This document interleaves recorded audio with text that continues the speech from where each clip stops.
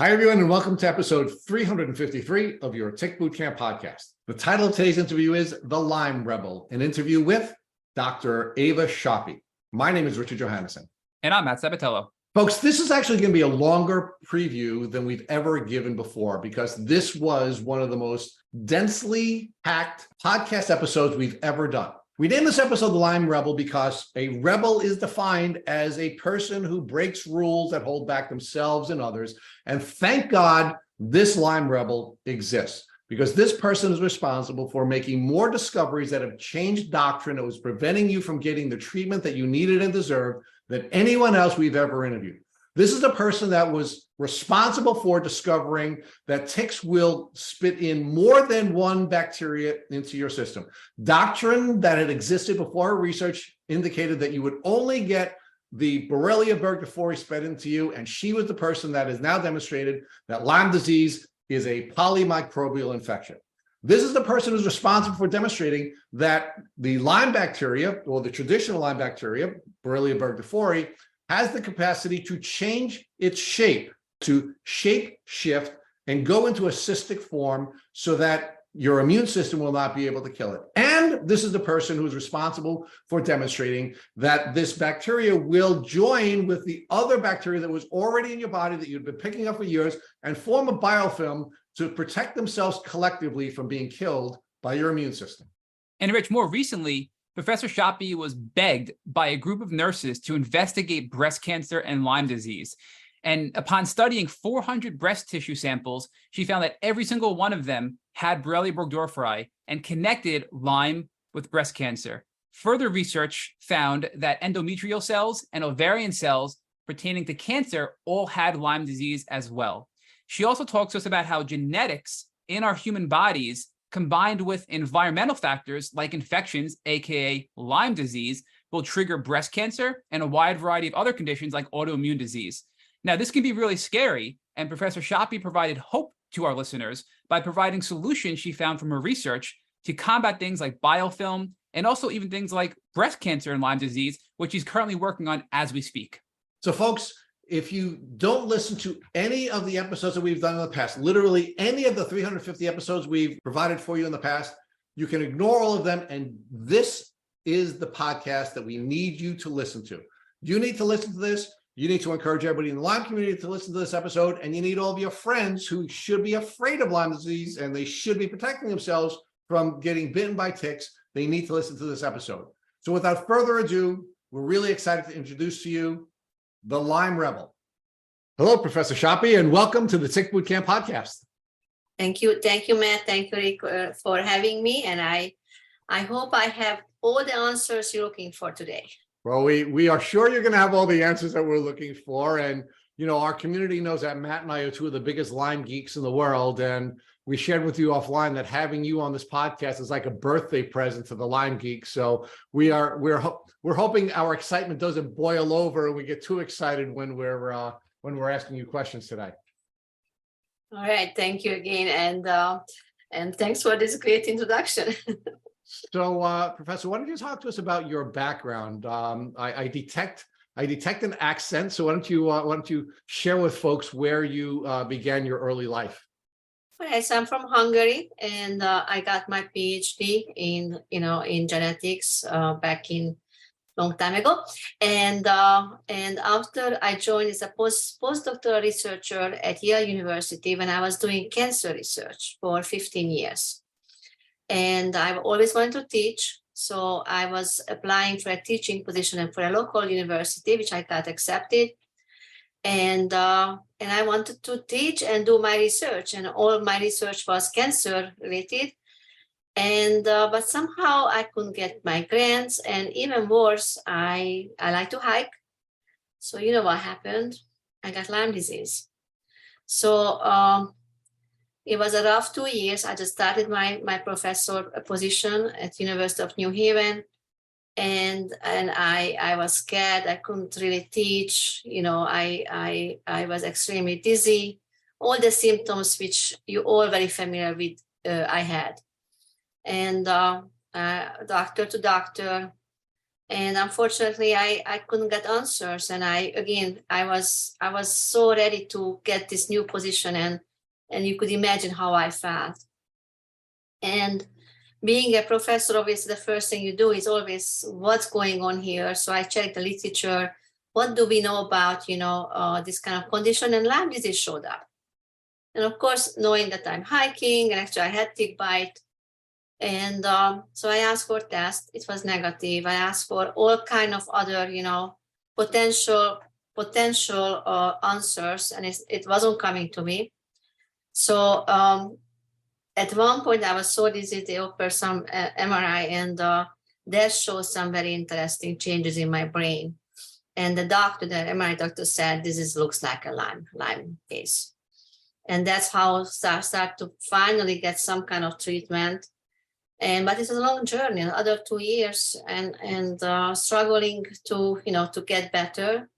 And of course, as I mentioned, I wanted to know what's going on with Lyme. Why just not have my 2 weeks of doxy and I'm fine? Yes. And reading the literature, it was very clear to me that we don't know not much about Lyme disease and how to really treat this ancient bug, Borrelia was on this planet for a long time. So at this point, obviously, my research is not going too well. You could imagine I have no money, but I said, all right, I know some molecular techniques. I want to know what is in the ticks. So the next couple of years, I was in the woods. I wasn't scared at this point because now I'm going after you. Okay, you find me, but now I'm finding you. And we collected a lot of ticks. And the good news about collecting ticks is it doesn't cost money. You go to the woods and have your just a little canvas and you can collect. We collected over 5,000-6,000 ticks, and we tested them. So we found Borrelia. That was easy. But we found also all kind of other co-infections. And at this point, I said, okay, I have data, I can publish again. And nobody believed us. They said our numbers are too high. Nobody believed that Bartonella can be in ticks. Now we know, but at this point, it was like a very shocking result. And at this point, I was start to get a little money, not too much, just a little money, so I can start to culture Borrelia, the Lyme bacteria, and start to sort of look at it, understand it. And that's when I, again, read the literature. I knew about the different forms of Borrelia, so I was looking for that. I was treating them with all kind of antibiotics in a test tube. I want to see what's happening at this point with those different forms. And that's how we discovered the biofilm forms. And that was so exciting, that because this, a biofilm form is the most resistant form. It could explain everything, could explain those long-term symptoms in some patients. So we started to work on biofilm. First of all, we had to prove that Borrelia can make biofilm, and that took some time. I think it was 8 thesis students who worked on it. And at this point, I started to have a bigger lab. Usually I have 8 to 10 thesis students working with me. So it's a big group relatively. And the last now almost more than 15 years, I train more than 100 students in Lyme disease research. Wow, so that's really cool. So I always say, one person can do so much, yes. But when you train those students, you can do a lot. You're cloning yourself. And some of them actually did stay in the field. So I was very proud of them. And so back to the biofilm research. So that obviously we tried to find some antibiotics, antimicrobials to eliminate this form. It was very frustrating for years and years, because everything we found, it was always some leftover material, which of course it came back. I'm sure you familiar with we find some alternative agents.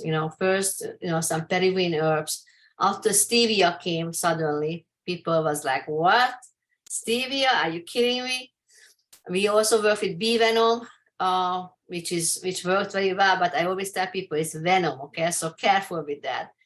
And right now, the recent research, of course, is keep continuing to, to understanding this biofilm form. We did a lot of tissue work. So, for example, we published a case with Dr. Ligner and Dr. Goldman about a woman who had Lyme disease and treated for 16 years, 16 years with different antibiotics, very, very aggressively. And the minute she had some insurance problem and she couldn't get more antibiotics, she developed very devastating symptoms and actually died.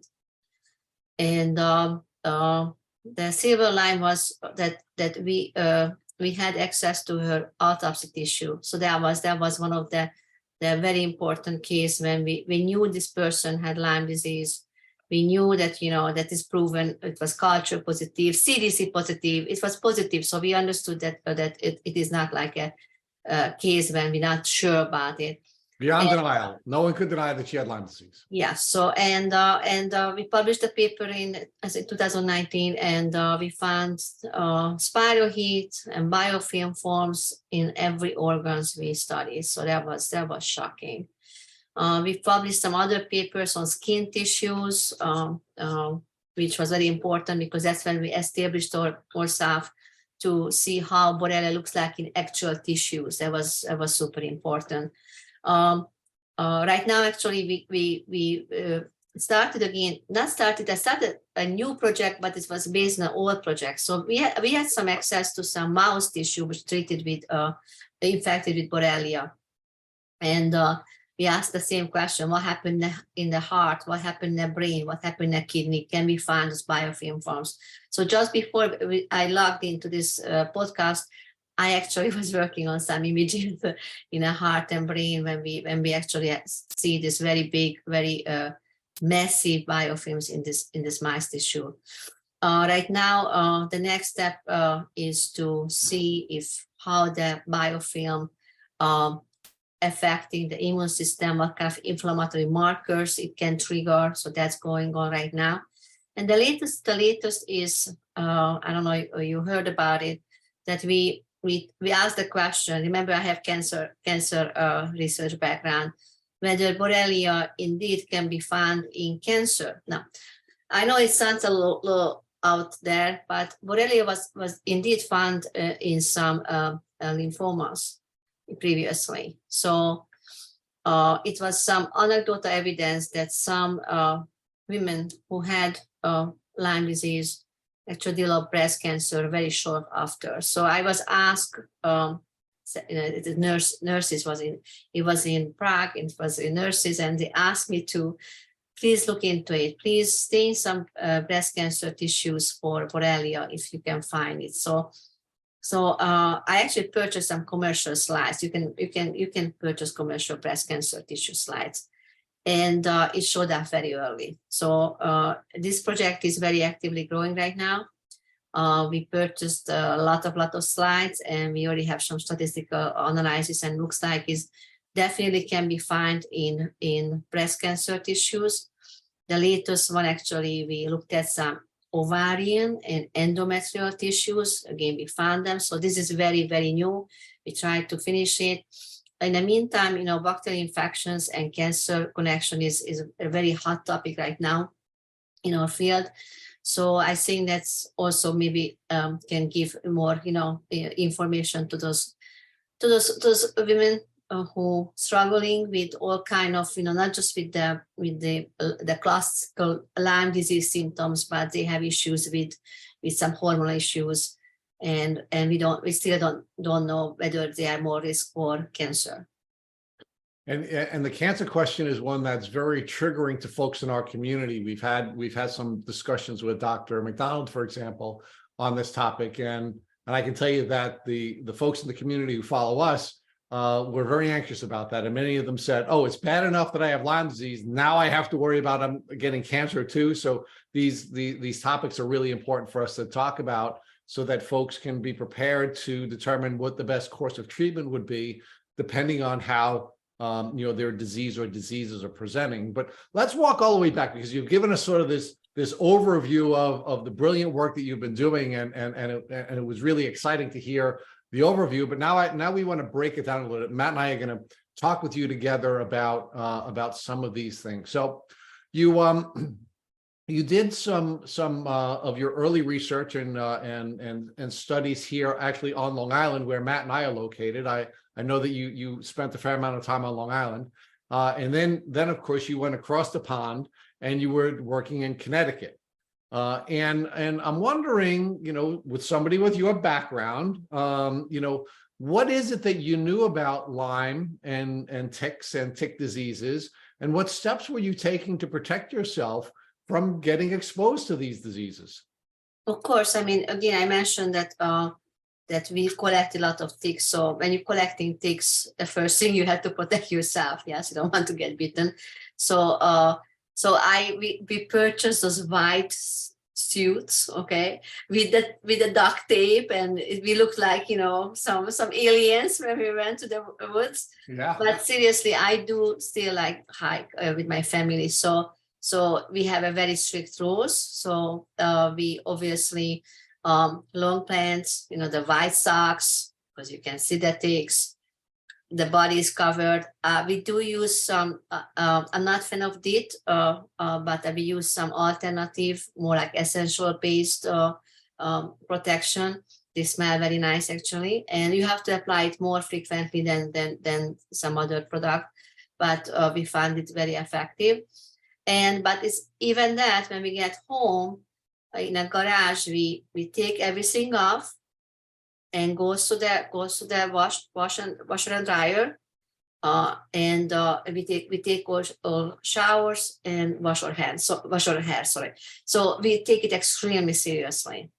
All right. And so Professor, you're making sure that you are enjoying the outdoors. Right? You said that you're in the woods with your students collecting ticks, and early on you collected a huge number of ticks, 5,000 or 6,000 ticks that you were testing, and we're going to talk a little bit about that process.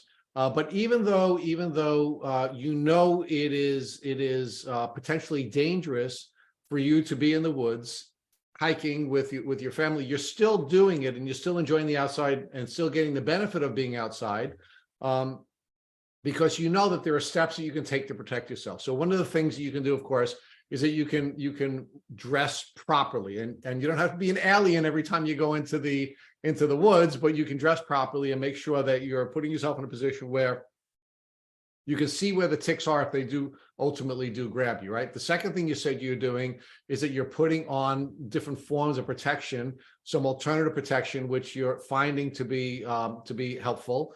But the next thing you're doing is you're taking all your clothes off and you're putting them in the dryer, and you're doing tick checks. So you're checking yourself very carefully, and you're showering so that now we know, of course, you can't wash ticks off if they're already biting you, but if they're not yet biting you, you can wash them off, right? Mm-hmm. So there are a number of different steps that you can take so that you can continue to enjoy the outdoors despite being in a tick endemic community. Actually, it was a Yale study who actually looked at whether the showering would help right after hiking, and actually it was a positive study. So that's why we shower. So we follow suggestions.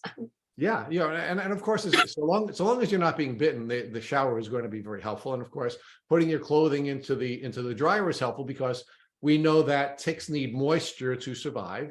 And if you're able to whisk away the moisture from the tick, it will die, right? So two of the principles that we know about ticks is that they need blood and moisture. And if you can take away the blood long enough, they won't live. Although there are some studies that are suggesting that you live a long time without blood. Yeah, I've seen a study. Yep. Yeah, and of course, if you're whisking away moisture. So these are some of the great tools that we can use. Now, do you have any suggestions for tick checks, especially like partner checks? Do you engage in partners? So, for example, when you're out hiking with your family, do you have someone check you after you come in, and do you check other people so that you have the additional protection of having the eyes of someone else checking you and the hands of someone else checking you? Absolutely, because your back you cannot check, is no way, obviously.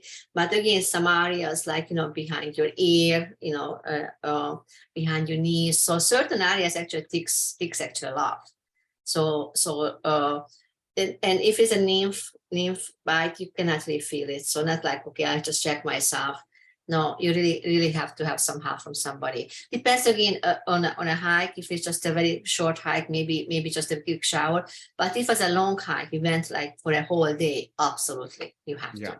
Okay. So one of the things that people can't see, because this is an audio only podcast, is you were actually checking yourself while we were talking about it, right? And what you're doing is you are rubbing your fingers across your body, right? It's because our fingers are very sensitive. In fact, they're the second most sensitive sense organ actually of any animal in the world.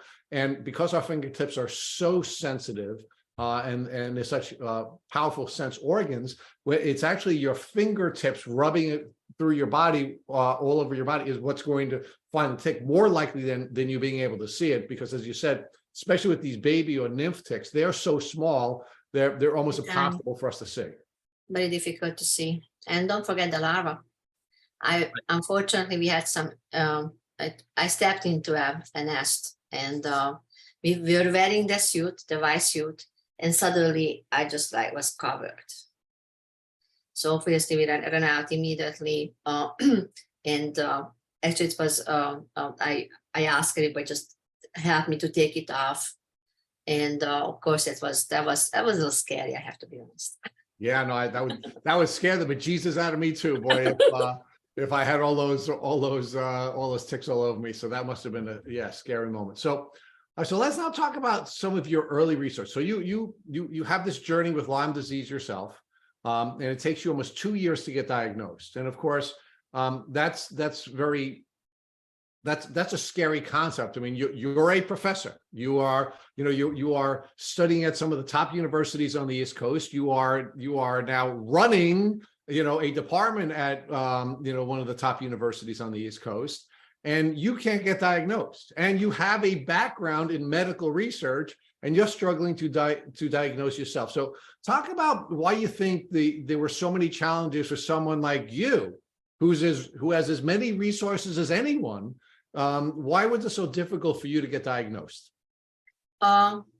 I want to say something. I remember those times, and I remember I was doing cancer research at Yale, and I was doing breast and ovarian cancer. Ovarian cancer, one of the deadliest cancer, unfortunately. So anyway, so when I cannot get up from the chair, I was so dizzy, I couldn't function, and nobody can find anything.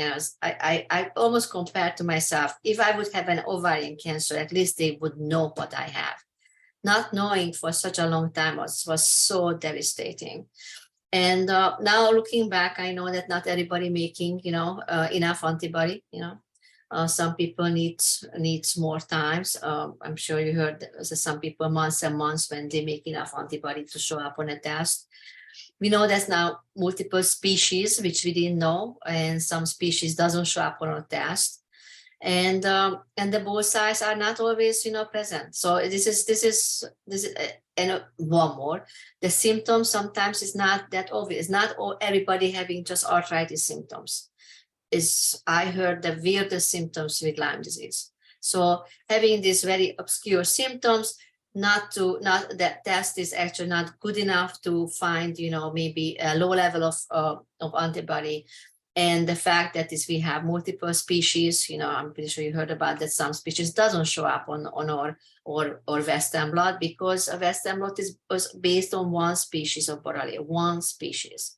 Right. So let's hold on to that for a second and bookmark this, because it's important to recognize that there are challenges with getting diagnosed clinically, and there are challenges with getting diagnosed with diagnostic tests. So let's focus on the clinical pieces first, because you're spending your time on Long Island and in Connecticut, the places where Lyme disease was first discovered as an observational event in Lyme, Connecticut by, interestingly, a rheumatologist from Yale University, where you were doing your research. And the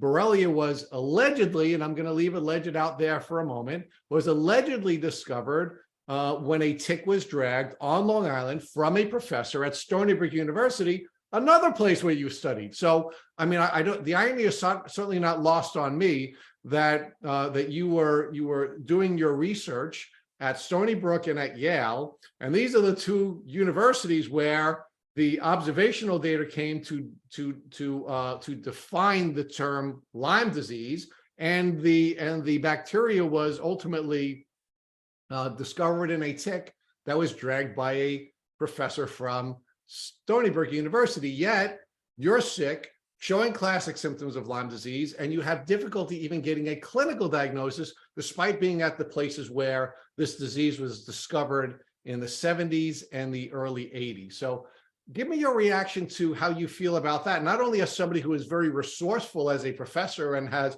all of the opportunities to get the best healthcare in the world, but also the irony of you studying at the two places where this disease was first discovered, and you weren't able to get a clinical diagnosis. Yes, the irony wasn't really, didn't feel good at this point. I have to be honest. I felt like totally hopeless, and I felt like as a lot of other Lyme patients, is it's all in my head, and probably I have something else. Searching for answers.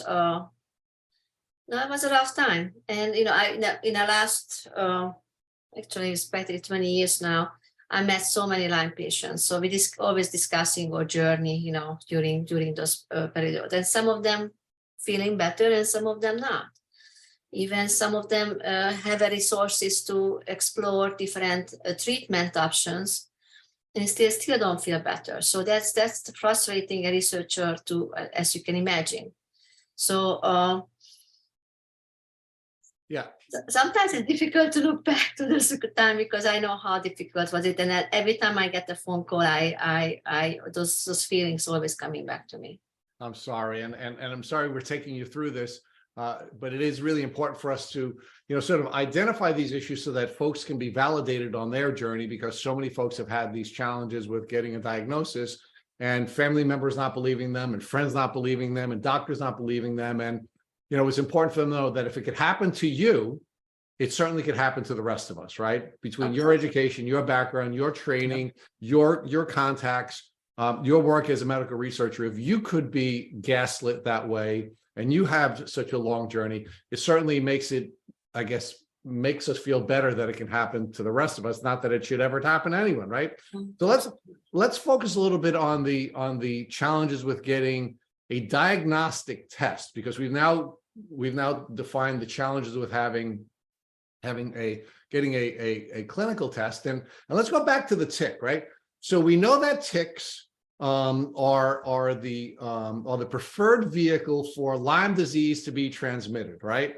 And there are a couple of reasons why that happens, right? And Matt and I talk about this all the time, and Matt's going to start to come in and share with us, right? But one of the things we know about ticks is that there is a protein exchange, or there are some exchanges that happen between the bacteria when it's in the tick's gut and the tick itself.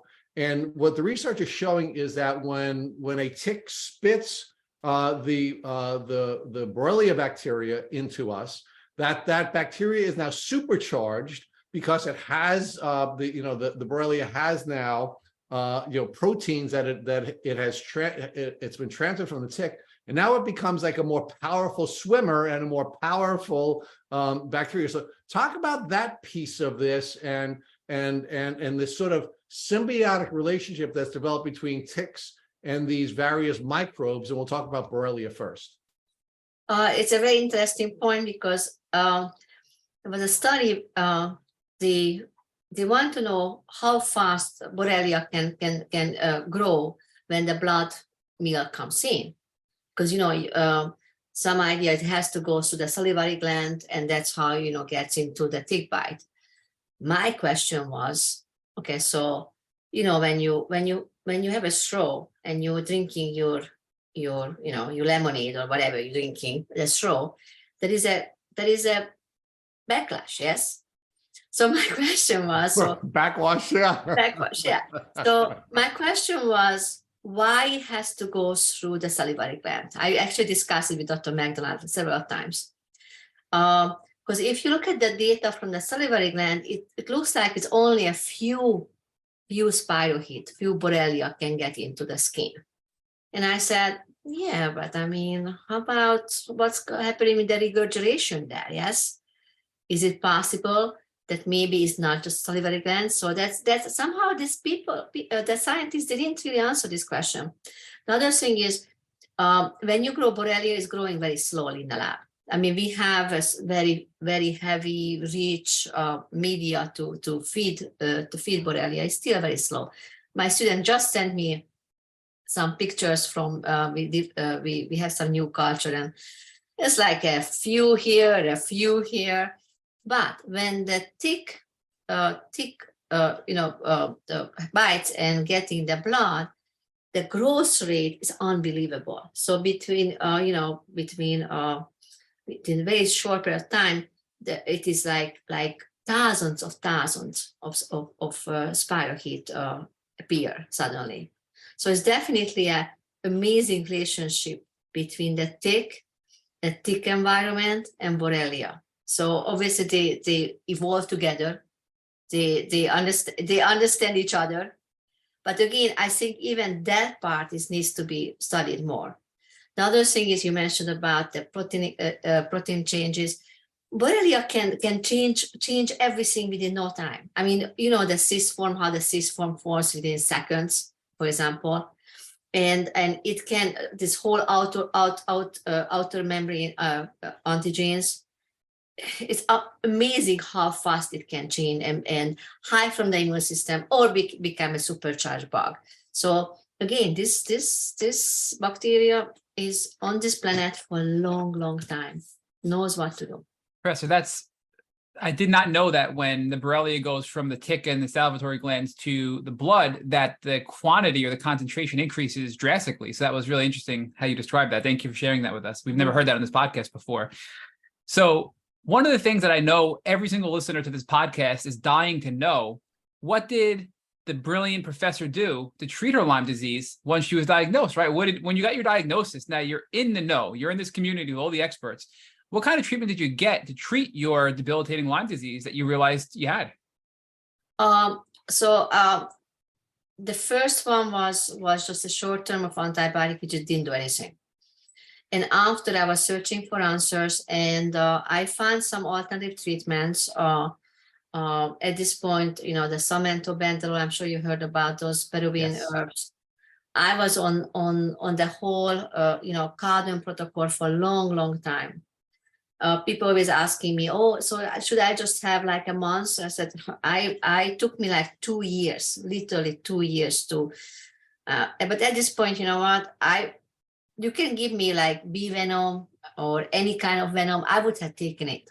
I wanted to get better so badly. Yeah? So to me, one thing about alternative, treatments, that I felt like I'm in control. Because when you go to a doctor and doctor gives you 2 weeks of doxy, and after you're done and you go back, I still don't feel good. And if you're lucky, maybe you get another 2 weeks of doxy, yeah, if you're lucky. But that's you done. After you just done. And after you can run, million other doctors to find maybe, okay, I don't have Lyme disease anymore because I got the treatment. So with the alternative therapies, I felt that I controlling the situation, and it really was very important for me at this point. So you were quickly empowered as a patient when you realized the short course of antibiotics didn't help you, but you knew this was still there, and you decided to go to the Cowden protocol pretty quickly, it sounds like. So Samento, Banderol, and all of the other products are part of the Cowden protocol?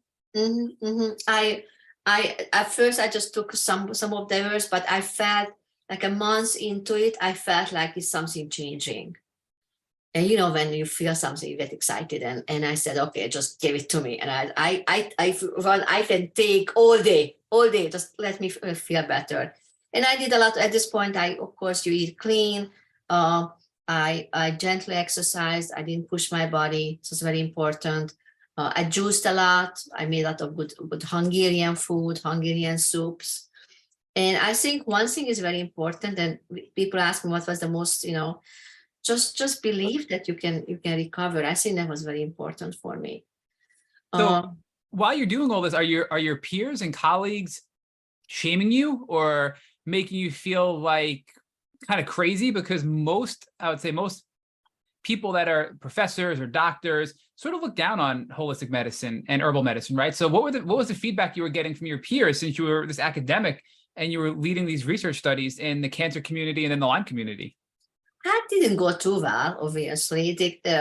At this point, I remember I don't know why I Googled myself, and you shouldn't not do that. And I remember one post is like, oh, she was such a good researcher at Yale. I don't know what happened to her. Now she's doing this crazy research. So that was the feedback. But again, especially after I really felt like I'm feeling much better with the alternatives, that's just confirming that is something there. Yeah, and little did they know that your work in cancer research and your work in Lyme research would be brought together, which we're going to talk about in a little bit. And it was really exciting to read that research on the internet about all the work you're doing. But I do want to talk more about your progression here, right? Because now you're starting to pivot from cancer research to now, studying ticks. And it sounds like you said earlier with Rich that you started to identify that Bartonella can be transmitted from a tick and infect a human. But at the time, people didn't believe ticks could infect humans with Bartonella. And you were the one who said, hey, guys, there's something here. And you brought that to light. So is that what we heard earlier? Yeah, they didn't even believe that Bartonella can be in the ticks. But it wasn't just Bartonella. We ran a lot of different, at this point, not much money. My budget was ridiculously low. So I only can do one kind of experiments, collecting the samples and what kind of experiment. But with this limited money, we still found a lot of different species. Probably heard of even Mycoplasma, Ehrlichia, of course, Bartonella, Babesia.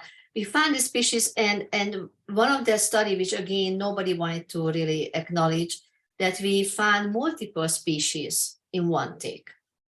And it's now the studies are coming out, and now it's more accepted. At this point, they were like, no, your number's too high. It is all just some kind of lab art. I don't know what you're doing in the lab.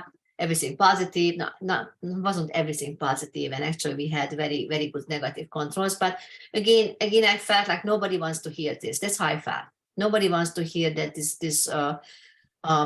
ticks in Connecticut, for example, is loaded with Borrelia and loaded with other bugs. So, of course, that is scary, but also it makes sense that many of the researchers didn't want to acknowledge what you are finding in your lab, and that is that Lyme disease is not a single bug.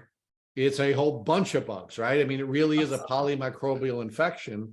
And because the researchers who initially had discovered this disease in this vector in ticks had identified just one bacteria, you had to move the needle, and you had to move the research community away from what everyone believed at that time, which was there was only one bacteria in the bug. You're finding now multiple bacteria. And one of the things that Matt and I wanted to talk to you about today is that we have come across some research where there was a professor who had discovered that a tick could have up to 200 different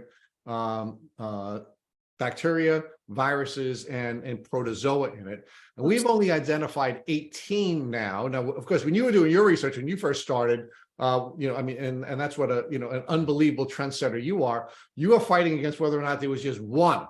Now you show the world that it's more than one, that it's multiple, and now, as it turns out, what we're hearing is, well, there are only 18 bugs that can be inside of a tick. So I'm wondering if you can share with our community that one of the reasons why people are getting so sick, and one of the reasons why it's so difficult to diagnose, coming back to the the diagnostic part of this with the test, is that there are many bugs that could be in a tick, many of which have not even been discovered, and many strains of each one of these types of bugs can be inside the tick.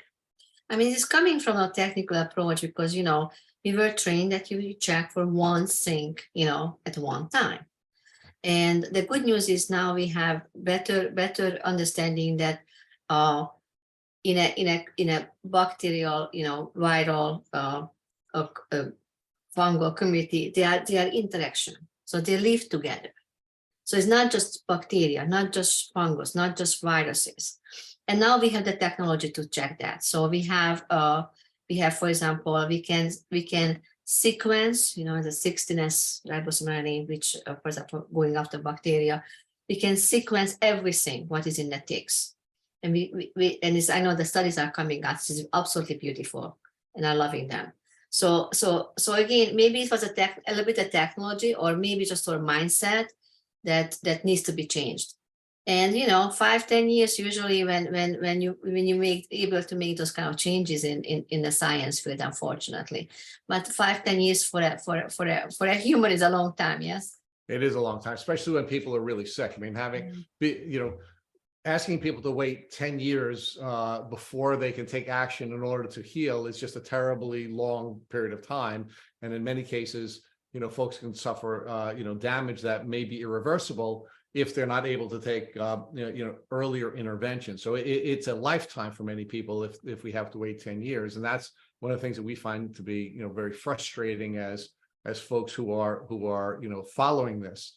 Rich, I just want to jump in and just make a comment on that, because although it's very frustrating, as somebody whose life was, significantly changed because of Lyme disease, I just want to thank you, Professor, because if it weren't for your persistence and hard work, we would be even further behind in research. And I don't know that I would be where I am today with my health if it weren't for your hard work and research and advocating for us in the Lyme community. So I just want to recognize that piece of it and thank you for your hard work and persistence, because yes, it's frustrating we're not further along, but we wouldn't be where we are if it weren't for you. So thank you. Absolutely.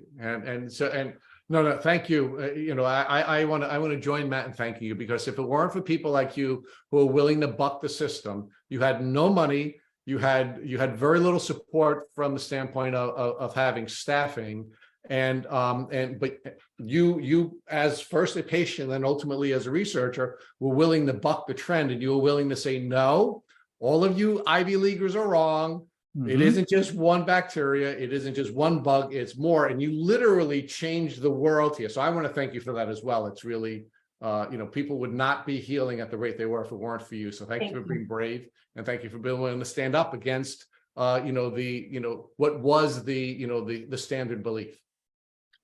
Yeah, I mean, I can tell you some stories what happened. They want to shut down my lab, for example, very, very, very badly, very badly. At this point, I had a very open-minded and very science-oriented chair who getting emails after emails that lab has to be shut down right now. And he just said, no, she's maybe a black sheep, but we need black sheep in science, because we cannot just always go in one direction. We need to check out some other alternative ideas. The biofilm idea also was extremely controversial. I got emails from established scientists that I never seen biofilm in let's say in infected mice. I said, did you look? And I said, can I look? Would you mind to give me some samples? I'm more than happy. I don't want anything. Just give me some samples, some leftover. You infect the mice with Borrelia. Give me some tissues. They never did. I kept asking. But finally, one researcher said, I helped you with that. That's why I had some samples. So that's why actually the mouse data never got really published, because it was always on the back, because I didn't have enough tissues.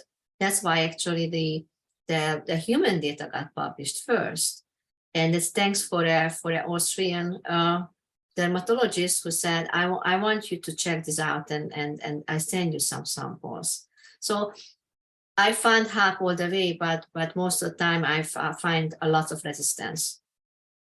Yeah, but Professor, I'm curious, how did you stumble upon the biofilm concept, right? Because you're the first person that brought this to light. This is another huge concept that prevents people from healing and people need to know about. And you discovered it, you found it. So can you walk us through that aha moment when you realized, wow, there are biofilms and they make treating Lyme disease far harder? We'd love to hear that discovery moment you had. So at this point, back in that, first in the woods, collecting ticks and doing some simple analysis for what could be in the ticks, I really want to see Borrelia. So I found a very old microscope but it worked. And of course, we got some culture. At the beginning, we couldn't even culture it because it's turned out a little bit more than to just put it in a culture media. But we figured it out, and I said, okay, now let's see what happens if I add penicillin or doxycycline. What happens to this bug? Can I kill it? And so we started to add, in the culture tube different antibiotics, and again, this is a very simple microscope, but we were able to see those morphological changes which I read about it, and I was very, very impressed by that. I remember I want to make the cyst form. So Bronson is a scientist from Europe, and I emailed him. I said, how can I make cyst form? I want to make cyst form but quickly. Professor, can I interrupt real quick? Can you, for our listeners, explain that we know you're an expert in the morphology or the different shapes of the Lyme bacteria. Can you explain for our listeners the cyst form versus spirochete form, just so we have a general idea of what they are? So Borrelia has lots of different forms. The main forms are the spirochete, which is actually beautiful. I know that sounds a little crazy, but under the microscope, if you see it, you would be like, what? And what early research, again, research from Europe, found that if you start to add antibiotic, but even just not even antibiotic, any kind of manipulation with the culture, Borrelia within like 10 seconds crawl into this very like round kind of bodies. It is amazingly fast. If you want to watch it, go to YouTube and Google Borrelia and I guess cyst form or round body. There's a video which I always show on my conferences because I love the videos. So it shows how quickly it responds to the environment. It's amazing. So that's and if you look at the culture, you see the beautiful spirochete form, but always little specks next to it. And I never understood that. I thought it's maybe dirt, I don't know what is it. Yeah. And we had a very special strain of Borrelia, which is green fluorescent. So when I looked at under the microscope, this green fluorescent Borrelia, I see the dirt. So it is Borrelia. So this form is actually in the culture all the time. I always call it as a backup form. This is like, you make a backup for your computer. This is made a backup for whatever happens, if something happens in the environment, we have this population who is gonna survive it because it's protected and able to come back one point. So that was one other question. So, okay, so I used the cyst form, which I learned how to do it. And I said, how long I have to wait to come back? Back to spirochete, right? Yes, so the spirochete turns into this round body, little cyst.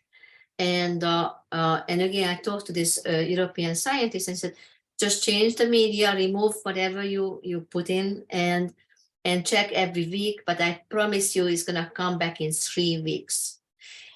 It was 21 days exactly. I couldn't believe it. And I see spirochete again. So it was like, what? How do you know that exactly 3 weeks? I guess he probably did a lot of experiments determining this time frame. So that's one. Now, there's also other forms, and we don't really understand the other forms. They're called the cell deficient forms, for example, which is, we need to learn more about it. And when you look at under the microscope and you start to grow Borrelia and let it grow, and when it's getting confluent, you start to see that they're gathering. So the spirochetes start to find the little space together. And that's called the aggregate forms. And at this point, when I looked at the aggregate forms, I said, what are you guys doing there? Are you guys meeting? Planning some kind of, some evil plot. Evil plot. So, and I was at this point, of course, I'm reading literature very heavily and looking the pictures of these aggregate forms and what I'm seeing, in literature. And I said, there's such a thing as biofilm. And I wonder you guys making biofilm here. And at this point, Dr. McDonald and I sort of sharing information. So he sent me pictures. I look at what I found today. There was one, that was when we published it. There was one picture, so 2 aggregates, big aggregates, and it's like a bridge between them. And that was the aha moment because I said, they're talking. they are talking. And I only know one form which can talk is biofilm form, because the whole talking and quorum sensing, this is what they do. They like quorum sensing is you texting each other, okay? That's how I explain to my students. That's insane. It is insane, Matt. So let's bring this back to why it is difficult to diagnose this disease, and then why it's difficult to treat this disease, right?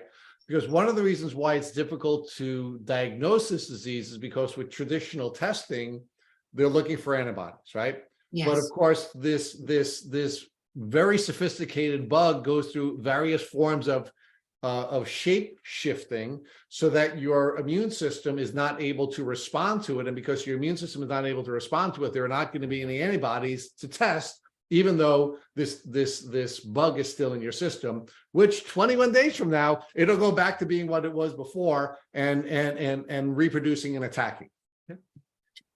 It is mind blowing, yeah. And it's even more because I read at this point, we didn't have like SARS, we infected like mammalian SARS, like, let's say right now we're using this breast cancer SARS, we're infecting with Borrelia. But I read like some fibroblasts, which is skin SARS, can be infected by Borrelia, but I never really seen a good image of it. And one of the things we really wanted to know whether Borrelia can go inside the cells, because we always talk about it's gonna just maybe make biofilm in the collagen-rich tissues, and some spirate gonna come out, go to and travel somewhere else, make another biofilm. But I said, can you go inside the tissues? Because that would be interesting. So there was few papers suggesting it. So we had two different cell type. One was a neuron cell type, and one was the breast cancer cell type. And we both we were able to prove that they can actually go inside. If you look at the latest paper, we used a very special microscopy techniques which can sort of look inside the cells, and we found Borrelia right there. And what is very interesting, because I heard something called the intracellular biofilm, which means biofilm inside the cells. I said, no way, no, it cannot be, no. And I'm looking at this microscope images, and I can see similar aggregates forming inside the cells. So this is the multiple layer of craziness. Yes. This is creativity, nuts. right? I mean, of this bug. So you've now taught us that the bacteria has a relationship with the ticks, right? And there is exchanges of protein between the tick and the bacteria. This now supercharged bacteria gets sent into our system. It gets into our system, and it goes through these various processes of shape shifting so that our immune system cannot kill it. Well, before that, when it hits the blood, it increases in quantity significantly. We learned also from Professor. Right, yeah? Increases in quantity significantly when it comes out of whether it's in the salivary gland or not. That's some question, right? Yeah. It now goes through this process of shape shifting. But there's also this relationship not only between the Borrelia themselves, and they're coming together in this biofilm, and I want to hold on to that for a second, but they also have a relationship with these other bugs that you were the first to argue and then ultimately prove that are being spit into us. So these other bugs are working on us and helping to keep each other from being killed by our immune system, which is now responding to all this. And now they come together and they are forming a biofilm. Can you describe what a biofilm is? And can you also describe for us whether or not it's just Borrelia that's in the biofilm, or are there other bugs inside the biofilm? And what impact does the multiplicity of bugs inside the biofilm have on what's happening with those bugs inside the biofilm, in addition to protecting it from the immune system killing it? So think about biofilm is like a city. What we do in city, we protect maybe a city wall or something, yes? But also very importantly, in a city, you have to share, shared task, yes? So you have to have different population doing different tasks. You also have to bring in food, and you have to, expel the waste. So there's a lot of things going in a city. So when we looked at, we had a very fancy microscope at this point. We were able to look at how the city is built by Borrelia, which was absolutely beautiful. they're like a crochet kind of structure forming. And we started to see, we looked at every day, we started to see little holes in the structure, which of course made sense because that the holes can be used as a channels, yes, to bring in food and expel the waste. But we also seen multiple layer protection. So this is the wall covering this biofilm. And this is it was known from some other biofilms, they are slimy.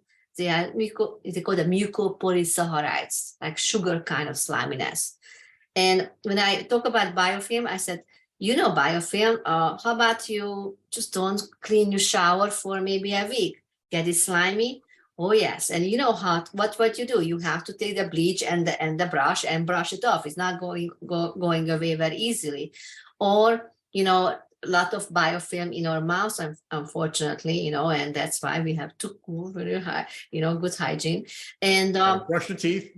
You brush your teeth, but unfortunately, biofilms also found in those some kind of implants, which I have a family member, unfortunately, who got a knee replacement and got an infection. They could not cure it, and that was a biofilm kind of infection. And this is one of the things that we still have to understand how to deal with this biofilm. And back to that, biofilm is very rarely monospecies. Monospecies means only one species. Usually it is multiple species. So we did, remember the skin biopsies I got from Austria? Yeah. So fortunately I had a lot of samples. So I able to do a lot of experiment. And I was able to see not just Borrelia in a biofilm form in the skin samples, but we started to look at other bugs, and we find this chlamydia species and H. pylori species, and how they embed themselves into the Borrelia biofilm is super interesting. Like chlamydia, it's exactly in the middle, and almost feels like it's using. I call the iron castle, which is funny because Borrelia doesn't use iron, but chlamydia does. So I always wonder, the chlamydia is there to make the iron castle, because iron actually is one of the well-known material for other biofilms, but Borrelia doesn't use iron. So I said, oh, so you invited your friend here who's bringing the iron. Now you can make the iron castle, okay? And again, H. pylori story. We still don't understand exactly what H. pylori does in this biofilm, but obviously they plotting some path, to see how to survive, the environment. How many more? I mean, we can just keep looking and looking and looking. So, Professor, what I'm wondering is, and again, this bacteria is very resourceful, right? In developing relationships with ticks, developing relationships with other types of microbes in the tick. And then when it comes into our body, it seems what you're saying is it's then gathering other types of microbes that are already in our system that didn't come from the tick, that our body had been managing as part of our microbiome, and they're now combining forces with these other microbes, which weren't dangerous to us before, but when they get into the biofilm together, they're now supporting one another and now supercharging each other because they're now exchanging proteins, and they only have the ability to change their shapes, but now they have the ability to change their essence by having more proteins and essentially, evolving within this biofilm, so that ultimately, if the biofilm breaks down, it's a very different microbe, and the immune system may or may not have the ability to recognize this evolved now microbe. This is super important to understand what exactly happens inside the biofilm. This synergetic relationship between these different bugs. I think that we need to grow appreciation for that. We always think about to kill one bug. Yes, no. I think especially when it comes to biofilm, I always look at Borrelia as a driver. I think is one of the most ancient bacteria on the planet. So I think that able to make again the iron castle, this is a perfect refuge for all those bugs. And probably they were swimming with joy. Finally we find something which is such a structure that we can survive it for a long time. So I looked at other biofilms, other structure. I don't see this kind of very almost like a architectural planning, how to make this whole environment for us that we all survive. I just want to ask a question about, because beyond the severity of these biofilm, you taught us that biofilm can exist in the blood, and also we know from Dr. McDonald in the brain, but then you touched on, Professor, that it can go inside the cell. So not only did you teach us that Bartonella can be given from a tick, which nobody believed, not only did you discover biofilm, and now next you discovered that Lyme itself and biofilms can be intracellular inside the cells, which is something that you discovered as well, right? But what does that mean for us and how we can heal from Lyme and our overall health? Because if it goes inside the cell, is it likely that that cell is going to die? And what impact is it having on the human body? And what impact is it having on the bugs to survive and thrive and make us even sicker? Right. I know that a lot of you right now saying, oh my gosh, I don't know what's going to happen here. It is not inside of my brain, inside of my blood, inside of my cells. Again, we have to understand this bug first, okay? So I always say, understand your enemy. You cannot do anything until, okay? So knowing what it can do, it is extremely important, because maybe the antibiotics are not the answer here. Maybe we really have to rethink how we approach this even clinically. And there are, I'm pretty sure you heard some alternative, which is working totally different ways than, try to just kill the bug with some antimicrobials. So I think we have to, again, I would love to see more research. Again, those research are expensive because, I did a lot of test tube research, and I think that can take use at one point, but after you really have to look at this bug into an actual organism to understand. You see how many different places it can hide.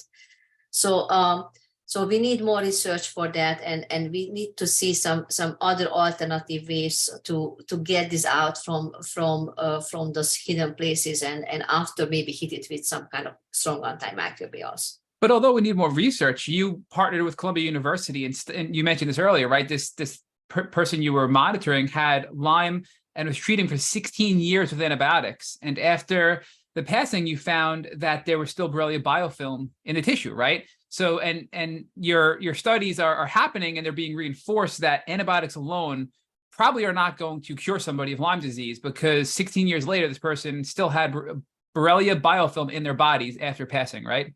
Yes, I mean, obviously we still would be nice to have antibiotics. Yes, that would be a dream, no? You just want to go there.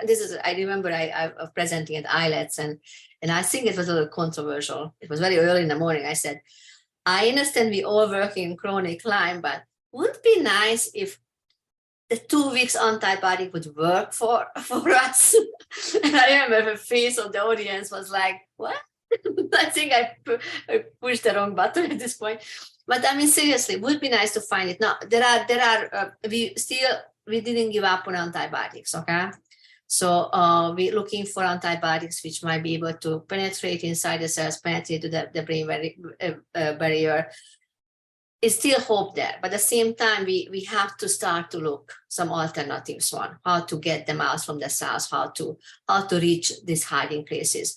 For biofilm and its collagen embedded, that would be a tough one. That would be one of the toughest. Collagen, that rich matrix embedded biofilm. But you've done some studies, right? You keep talking about alternative medicine. You mentioned earlier this whole, and this one, when I first got Lyme, I remember hearing about the stevia extract as being a potential, treatment for biofilm and deep Lyme disease. And a lot of people telling me, oh, that's crazy talk. That's witchcraft, right? But you're telling us that there's some evidence behind this, that this is actually an effective way of breaking down the biofilm and treating people that have chronic Lyme. So can you walk us through that transition of your research of how you even discovered stevia and what your findings were about how it worked and how effective it was in breaking down biofilm and helping patients that have, chronic Lyme? So the Trojan horse? Yes. Yes. Okay. So the question is, so we know that the biofilm is covered with lots of protective layer, but cannot be totally isolated because they need to eat. Yes. I mean, right. Most of the cells are sort of a dormant stage, but still, I mean, they need some food, and they have to exploit the waste. So my question was at this point, first of all, how to wake up those dormant cells. That was very important for me, because if it's the dormant or antimicrobial, not gonna work. Antimicrobial working on growing cells. So that was my one question. I said, and how can we send it in? Okay, how can we get the antimicrobial inside it? Because if we cannot get inside, there's no hope for here. And that's when the Trojan horse comes. So, the whole story that you hide it as something else. Yes. So the first question was how to wake up those dormant cells. And I read a paper. It was a Nature paper that they add sugar. And when you say dormant, do you mean the round body cells? Round bodies and cell deficient, with all kind of different cells. Some people call the persister cells. Just inside the cells with a very low metabolic state. Okay, I call them the sleepers. Okay, right. So how can I wake up the sleepers? Because I don't wake up the sleepers, my antibody not gonna work. So it was a study that they add a little sugar, different kind of sugar. It was an E. coli, actually coli culture, not Borrelia, but same idea, how to kill it. And after that, the antibiotics. So the whole idea was wake them up with sugar, okay, and after hit them with some antimicrobial, and they said it worked, okay. So that I got very excited. Okay, I said, guys, we're gonna wake them up. And in this study they used different kind of sugar. So I said to one of my students, please go to the grocery store and just pick up whatever you can. I have some sugar here in the lab, but whatever, everything, the fake sugar, everything, just bring it to the lab. So of course she bought whatever she found, and stevia was one of them at this point. And we're doing the study, and the very, very, very first experiment looks like stevia is not just waking them up, they're killing them. I said, how could it be? Wow. This is a, at this point I knew about stevia, like, some put in my coffee, to make it sweet. So I was reading about it as a Japanese leaf, and in Japan they use it for antimicrobial for centuries. So it's not the Japanese people not just using it to make the tea sweet, but they take it as antimicrobials. I said, any correlation to Japanese knotweed, or am I totally going off with that one? I don't know. I'm not sure. And so I said, oh my gosh, am I working as a Trojan horse? Because Borrelia thinks it's food, and it's not just food, it's antimicrobial. So at this point we jumped on it, and we published it. We had a huge study. We compared it actually with other antimicrobials, which didn't work as well. So I know some of your audience probably using the stevia already in the protocol, and I don't have any clinical study. Dr. Horowitz has some study on it, and he's still using in his clinic. He believes that helping even with his antibiotics treatments. So right now, stevia is included in the Cardon protocol next to samento-benderol. Actually, we just about further the study. I want to see if stevia would help to other antimicrobials, because I want to see whether it's true. But again, there's test tube experiment. And as I mentioned, I really want to get out from the test tube. So we had this crazy idea that, we cannot afford mice, it's very expensive. Of course, we can't use human for obvious reason. So we had the zebrafish facility on our department. So we actually did finish a project when we put Borrelia into zebrafish. So this is still under, because some issues, of course, it's not that obvious, but we need some kind of model system when we can really study this bug in a natural environment, not just in a test tube. Before we move on from the stevia, I just want to ask, because Rich and I always look for low cost, low risk options for people listening to this podcast who are looking for ways to improve their health and continue to fight tick-borne illnesses. So are you saying somebody can go to the store, buy stevia extract, and take a certain amount of it, a tablespoon, et cetera, whatever it may be, and that can actually have a positive impact on their health? Just for our study, again, our study is test tube study, so it's not a clinical study. We found that the powder doesn't work. We tried to dissolve the powder. It didn't have the same effect. So something about when they make the liquid form, so it's, I guess, some active ingredients in a liquid form.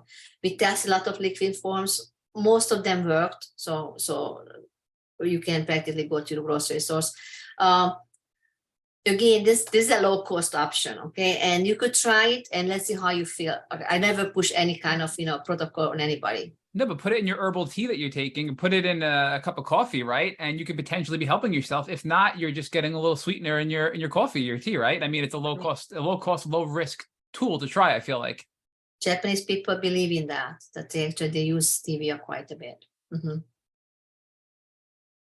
So let's stay with this path that we're developing here, where we have this this very sophisticated bug, as you had said, this ancient bug that has existed on the earth long before we did, and has been going through this process of shape shifting and recruiting relationships with ticks, recruiting relationships with other bugs in the tick, recruiting relationships with bugs in our body so that it can go through the process of surviving. And let's talk about the antibiotic loop. One of the things that Matt and I talk about often is one of the challenges that we often see is someone takes antibiotics, they feel better, they go off antibiotics, they go back to the antibiotics again, and they feel better, and they go off the antibiotics, and they come back on them again, they go off. And what has us always anxious about that, Professor, is that at least, when Matt and I are talking about this, is of course, what's probably happening when we're going on and off of antibiotics is that the bugs are changing, right? Because we know that they're changing when they're in the tick. We know they're recruiting other bugs inside of us, and they're exchanging proteins. And ultimately, if you stay on that loop where you're just going on and off of antibiotics, it seems to me that what you're going to do is you're going to grow antibiotic resistant bugs in your system, and then the antibiotics aren't going to work at all. So what is your thought about the on again, off again relationship that many patients have with antibiotics? Oh, I know so many patients who cannot stop taking antibiotics. Same vicious circle, yes. And seeing the case which we described, the 16-year-old treatment case, I never forget that I got just a few slides from Dr. Goldman just to check it out what's going on. And I just a few slides, this is an autopsy case. I didn't know that, what to expect. And it was a liver slide, and we stained it for Borrelia, and it is massive, huge, unbelievable structure shows up. To the point I didn't believe in it. I said, it's too big, it is fake. No, maybe we did something. So I said, okay, we're gonna repeat this in a different protocol. And we kept repeating it. It just keeps showing up. And after, of course, sent was some brain samples, some heart samples, and this extremely massive structure showing up. And again, I had just the skin samples before, which we had biofilm, but they were small, delicate. But this was like a monster biofilm, which that's why I was almost, I couldn't even believe at the beginning. Fortunately, we had access to a lot of material, so I was able to keep doing different techniques, to be sure that what I'm seeing is real. So this patient took antibiotic for 16 years, on and off, same as most Lyme patients, and as you see, it's just practically grow this biofilm bigger and bigger and bigger. Now, I'm not blaming any physician or anything, because that's what a physician can do, just to work with the knowledge they have. And I know her physician was really passionate about her health. So I find, that, he was really trying with different antibiotics, whatever you can think of. And she was actually doing okay for 16 years. Not great, but okay, until, I told you some insurance problem and that cannot get antibiotics. So looking back to this case is really, we really have to appreciate, what this bug can do, and not just keep doing the same thing over and over and over again. Now, is the stevia will be the game changer? Maybe will be some other, maybe some interesting new antibiotics, maybe. maybe some alternative, I mean, probably heard about thrive therapy and some other therapies. We don't know yet. But again, people shy away from this kind of, alternative way of thinking. And I don't blame them. And they want to feel better. They feel better when they take antibiotics. But again, the vicious circle starts over and over again. Yes. But is there a risk there, Professor, right? Because on one hand, we want symptom relief, but on the other hand, we don't want to kick the can down the curb. And I feel like antibiotics may be kicking that can down the curb because, to Rich's point, we're making the bugs smarter. They're becoming antibiotic resistant, and it's harder to get effective antibiotic treatment over time. So looking at this, from a zoomed out perspective, I feel like something that penetrates deeper, like a holistic approach, whether it's stevia, whether it's the Cowden protocol, and maybe it's a combination of antibiotics with those things, it'll get deeper. So these bugs hopefully will become, less and less and less, and not becoming supercharged to eventually make us even sicker in the long run, right? I mean, what are your thoughts on that? It's interesting, we talked about microbiome, how important a healthy microbiome in the system. And we had somebody from UConn who was one of the experts in microbiome, and I was, of course, went to lecture. And after I was able to talk, I said, I'm doing Lyme disease research, and I was wondering how important a healthy microbiome, for a patient. And he looks at me and said, you know about fecal transplant? Yes. I heard about it, but of course I heard about it, but I didn't know too much, how it can be used. Said, I had a student who had Lyme disease and nothing worked. So, okay, that's going to sound a little gross. Okay, so everybody hang in there for a second. And she had a brother who is healthy. You know what she did?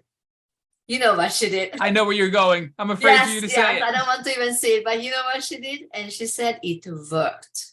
She felt much better. And I know that now some places you can actually, that's one of the treatment option.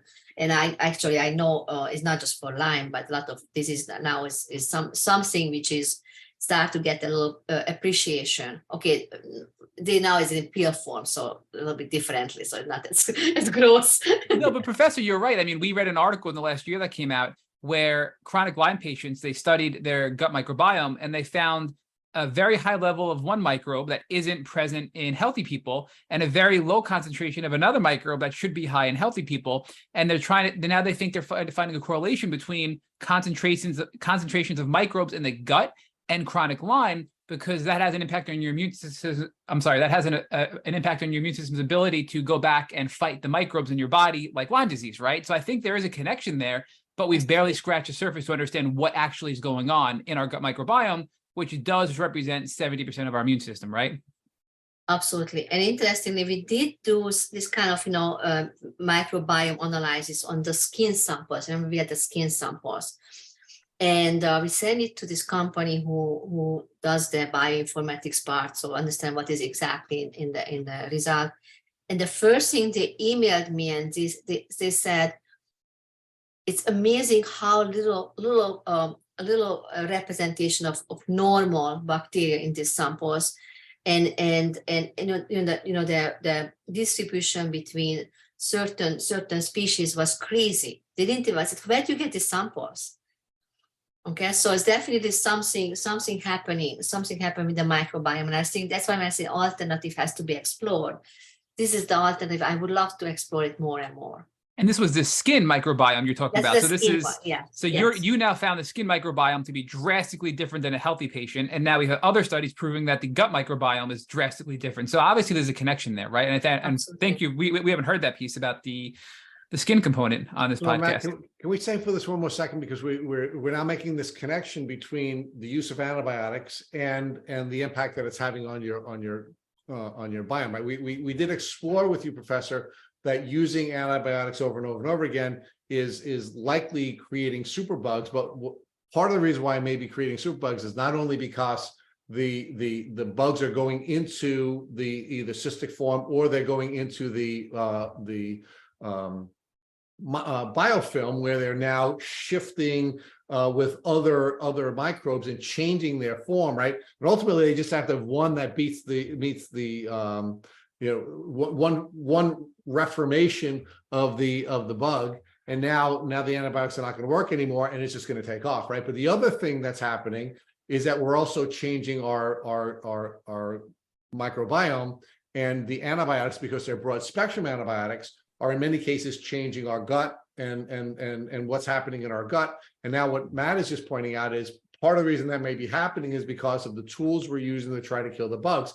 So we have this sort of multi-level chess going on here, where we're taking one step, we're causing the bugs to change, and now as a result of going into the biofilm, we're now impacting our gut microbiome, which is now having an impact on our immune system's capacity to succeed. And the cycle is increasing the likelihood that the bugs are going to survive, and we're not going to ultimately be able to beat this thing because we're overusing a form of treatment that over the long term probably is doing more harm than good.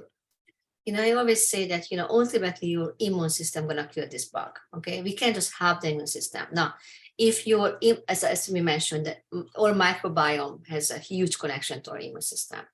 So my grandma, a little small village in Hungary, always said the most important thing is that you eat fermented vegetable every day, every single day. They didn't have the probiotics capsules or anything. They made in the kitchen, different kind of fermented veggies. So I grew up with that. So since today, and I think that's one of the reasons I was able to recover, because I was really was very big on that. My microbiome has to be healthy even during the treatment. So people asking me what helped. I mean, I said, of course, the juicing, the Hungarian soups, and the fermented veggies. I did a lot of sauna, sweating. I said, so release all kind of junk from my system. Eat very healthy. Detox was very important to me. I had some supportive detox work, just be sure that my liver can handle all those detox. Yeah. But eventually, I think it was a very, very comprehensive approach. And again, the microbiome has to be there, has to be taken care of, because it's not going to work. Whether you using the fecal transplant or you are using the fermented veggies, but you have to think about that. And I'm curious on your comment that the immune system alone will not get rid of the bug, right? Because we know at least 15% of the world population has Lyme, based on that study that came out a few months ago. Many people have Lyme and go symptom-free. So they get acute Lyme and they move on. And now there's that debate, well, is their body managing it and it's still in their body but being suppressed? Or are they healthy enough where their immune system can actually eradicate the bug before it gets disseminated, right? So what are your views on that, Professor? Are you saying that the immune system alone cannot eradicate even Borrelia by itself, and that it's going to be dormant and just managed? Or do you think that the immune system could, and it's a combination of all the stuff from the tick bite that our immune system can't overcome on its own? Yeah, unfortunately, there's a multi-layer question here, because we know that from the tick spit, there are some agents which can suppress our immune system. That's why you get in this big, huge, pool size.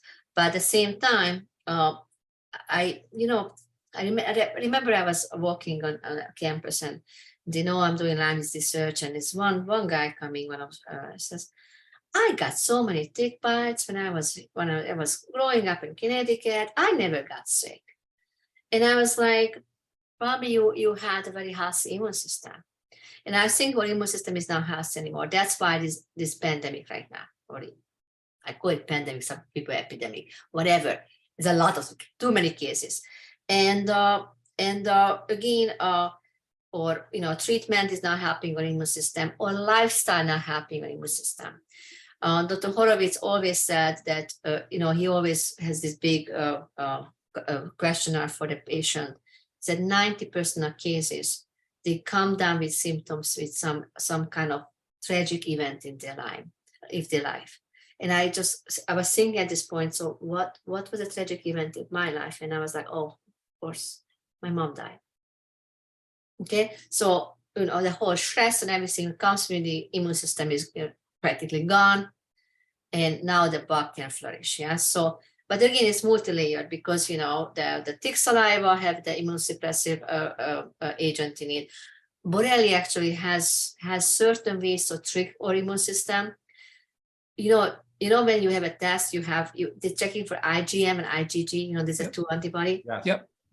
The IgM should at the beginning when you get the infection, and should go down, and IgG comes up.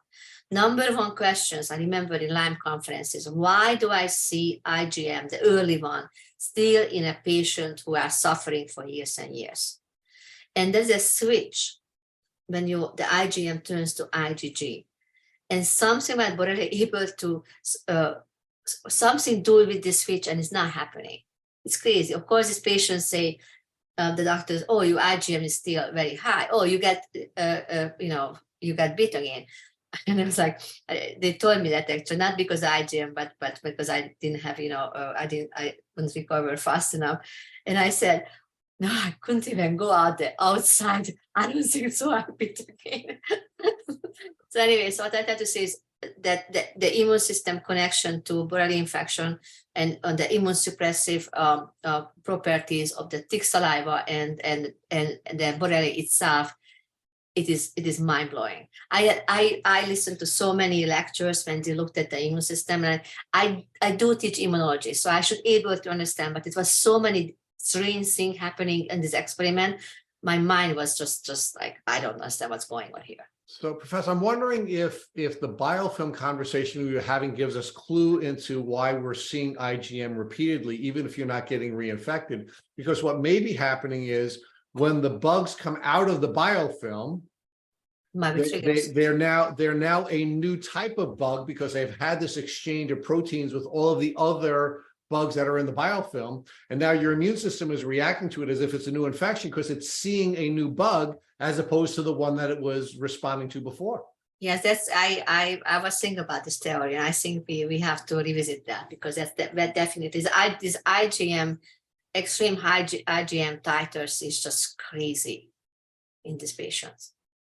Yeah, I think your biofilm discovery is going to be the gift that keeps on giving, right? I mean, I think the more research that that you do and your colleagues in the research community do on biofilm, I just think you're going to see that really be the gift that keeps on giving. So can we talk about biofilms and whether or not the immune system can break down biofilms? Because we've heard from other doctors that we've interviewed on this program that the immune system generally can break down biofilms. And it's actually when we have immunocompromising events, or the immune system is compromised because it's overwhelmed by all these bugs, that the immune system loses the capacity to break down the biofilm. What are your thoughts on that? Yeah, I was thinking about that. Obviously we have macrophages, we have those T cells and other lymphocytes. So we have a complement system, obviously. So there is, when you look at immunology, this is mind blowing what our immune system can do. So I always thinking, why is this biofilm such a challenge for them? Of course, you could say multiple layer, like the city, the walls, and everything. But we have macrophages; they can eat a lot of stuff, and it is something about, I think, what we need to better understand, how maybe whatever comes out from this biofilm either mimic something else or take the immune system to a direction which obviously not gonna attack the biofilm. This is definitely has to be the next big investigation, what's happening here. So, Professor, are you suggesting that your thought is, although we need to do more research, that the biofilm is sending out these little soldiers to confuse the immune system to not be able to conquer it or mop it up with the macrophages, what I'm hearing from you? So we have one paper a couple of years ago. This is when we infect the neuron cells, but we not just infect the neuron cells. We made these little vesicles. So Borrelia can make this they call the outer membrane vesicles, which practically is the outside the membrane is sort of folding off, putting whatever they're putting there in the bag, okay, and just sending the soldiers, okay. Not even soldiers, because they're just particles. So I never forget it. It was an electron image, one Borrelia, one spirochete, and electron microscope can visualize these little particles. And it's like, just think about like a wedding gown. It's like it practically went beyond, the whole structure of the spirochete, and looks like it's like this spitting out this thousands of vehicles. So my idea was, why are you doing this? What is the advantage of it? What is in the vesicle? Actually, it was a very, very nice European paper just published last year that they said it was a lot of things in these vesicles.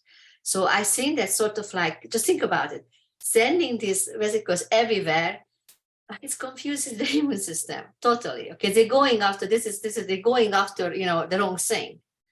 Okay, now we also know these vesicles actually can penetrate cells. Okay, so that was the paper about what happens if you infect these neuron cells with spirochete, the Borrelia, or just sending the vesicles. And what we find, very similar events happen in neurons.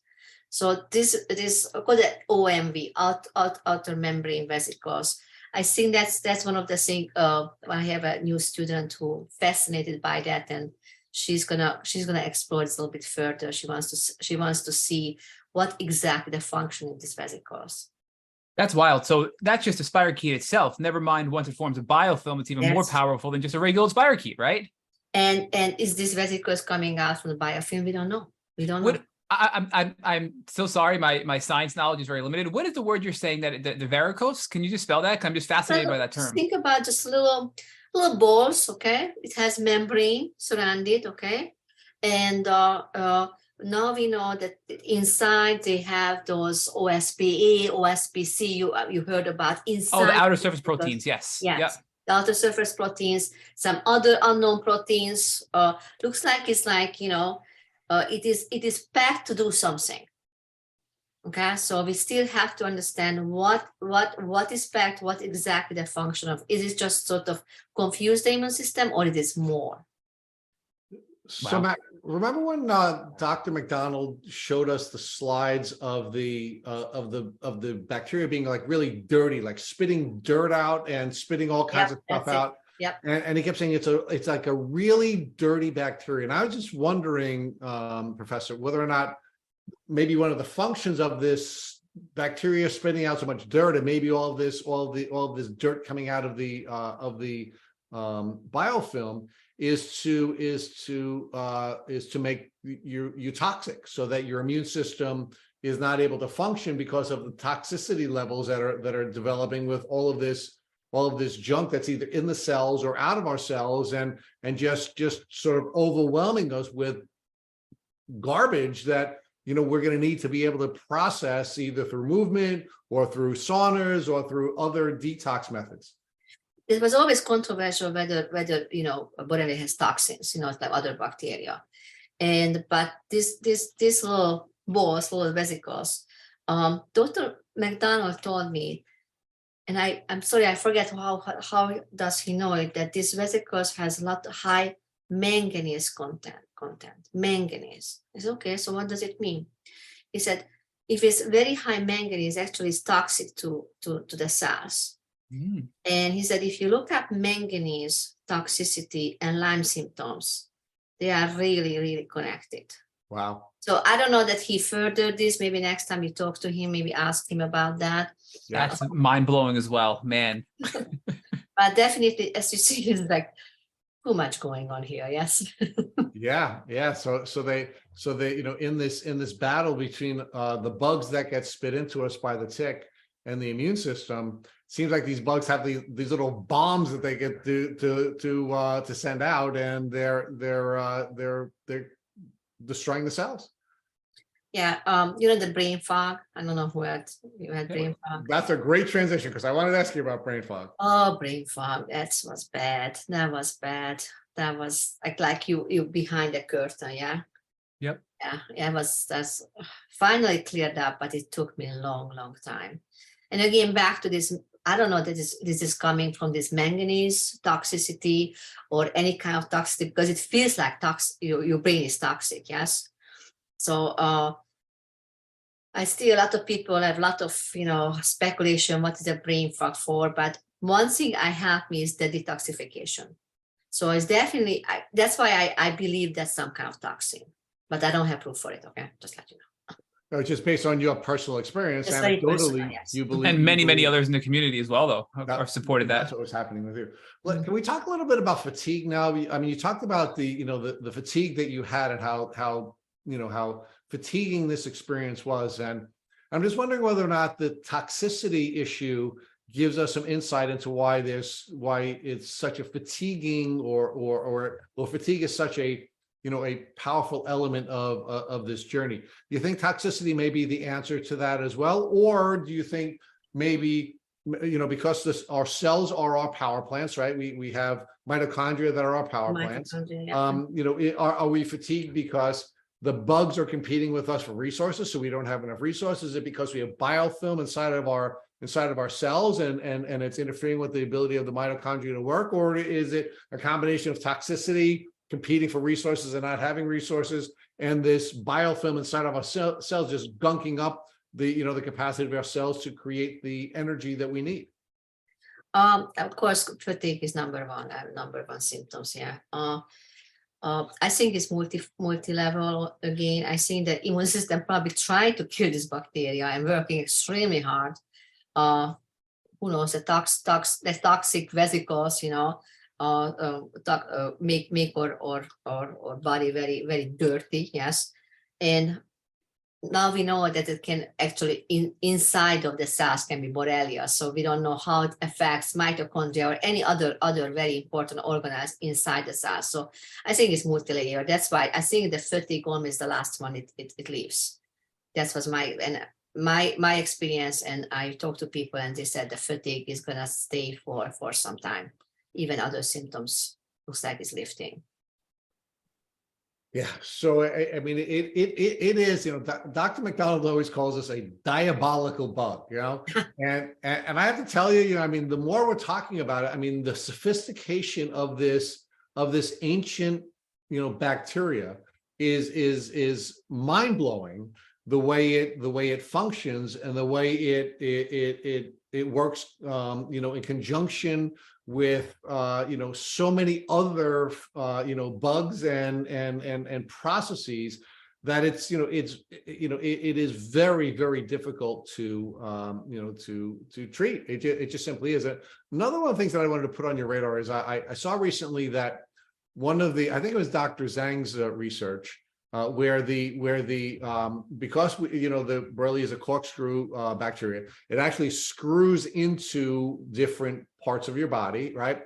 And then what happens is when the immune system or some other tool cuts off the head of the the top of the corkscrewed bacteria, what happens is because it's embedded in other parts of the body, what it does is the head just sort of grows back on again, right? It just, and that's, it survives because it's screwed into, into tissue or screwed into something, and you're only sort of like cutting off the top of it, but like grass, it just grows back again. And it's one of the reasons why it's persisting. So maybe this is a good transition to your persister, conversation, because another place where you're one of the leaders in the world on this topic, because again, we had this general belief in the research community that Lyme could not persist, and it was some of the work that you've done that, where again, being the black sheep that you are, we started to get clues into to persister, and a lot of people have sort of followed now in in your wake, where they're proving that persister cells exist in the monkey models and in the mouse models. But you were one of the first. You were one of the first people to argue for persister cells. So can you talk to us about that and how you came to those conclusions with that research? So when we treat the bug with different antibiotics, it looks like everything is clear. And I said, oh no, let's just wait. Let's just wait here. So you remove the antibiotics. Sometimes you don't even remove the antibiotics. Just leave the culture alone. And 1 week, 2 weeks, they come back beautifully. I have one experiment because at this point I was like, no, we have to kill this bug. There's no way. So it was a culture. It has some aggregates, some biofilm, sort of a mixed culture. I said, okay, we're gonna take this 3 weeks period. We're gonna add doxycycline every single day. Every single day. For 3 weeks. And let's see what happened. So 3 weeks later, we have a stain which stains live and dead cells. I said, I want to see just dead cells. There's no way. There's no way that anything can survive here. And I have this figure, I always show it in conferences. 3 weeks later, yes, a lot of dead cells is red, so good, okay. But you could see green spirochetes. You could see some green, some green aggregates. It was mind-blowing. So at this point, I said, okay, you always have to check long-term. So when we did the experiment, we stopped the treatment, whatever days, stop. I said, now we wait, what happens? Are they coming back? And they always came back. There was a paper, Dr. Eric Hodzik, Emil Hodzik, sorry. He treated infected mice 30 days, and he monitors some molecular bio method, what happens inside the mice. And first it looks like everything is gone. And so, but he's a very patient man. So every month he's checking the mice. By month 8, again, show signs that Borrelia coming back. So that was 2014. When I read the paper, I said, that's it. Okay, we've proven we are persisters. Now it's 9 years later, we still argue on that. Yes, we still argue on that. So I don't know. I mean, of course, Monica Ambers had a lot of interesting study with the monkeys.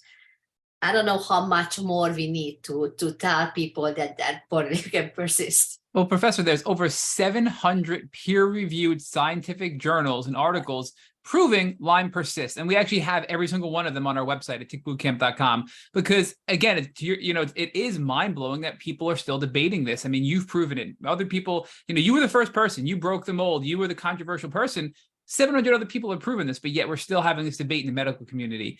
I don't want to lose sight of your work that you're doing now, right? Because you're now transitioning your original breast cancer research and your Lyme research, and now you're bringing it back with your current research to investigate Lyme and breast cancer. And something that really fascinated me, I just want to read this for our listeners, is you said that you'd heard of people who suffer from Lyme disease and then receive a breast cancer diagnosis soon after. You wondered if the Borrelia bacteria was in the breast cancer tissue.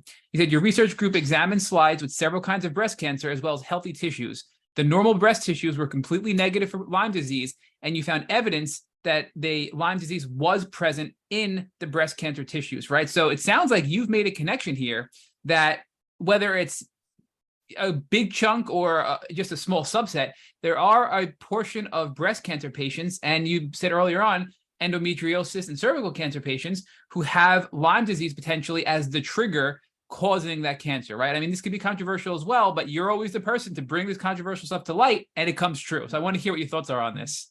So think about cancer. So why we die from cancer? If the cancer would stay in place, okay, a good surgeon just cut it out, yes? The problem is spreads. And I was like, your own cells suddenly spreading. Why? What's the reason? I suppose you said, oh, baby, nutrition.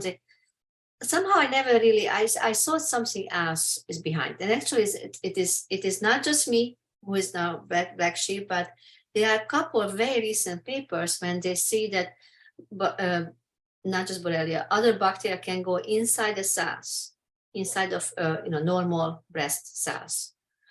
And making changes, that's what also we see when we infected breast cells with Borrelia, making some changes which can actually trigger metastasis. And I said, why is that? And then after it's like, of course, what a bacterium wants, spread, yes, always, okay? And now you have, I always call the zombies, okay? The zombies, you can go in and sort of rewrite the whole thing, hide inside, so you save that. Actually, if you know, breast cancer cells also does a very similar thing than Borrelia. It actually rewrites the environment and make it immunosuppressive, yes? That's why we have now the immune therapies for cancer therapies. And so this is another paper, they showed that actually making changes that the cells can faster move, finding the blood vessels, get into the blood and spread around the body. But that's exactly what bacteria wants to do. Okay, so when I seen this that Borrelia can able to go into breast cells, and actually we had evidence. Is it lab evidence? So it's not human patient, but it makes it more aggressive. It was our first paper. So it makes the breast cancer more aggressive. You're saying, yes, right? even a cancer which is actually triple negative. That's a bad one. That cell line was triple negative, already aggressive.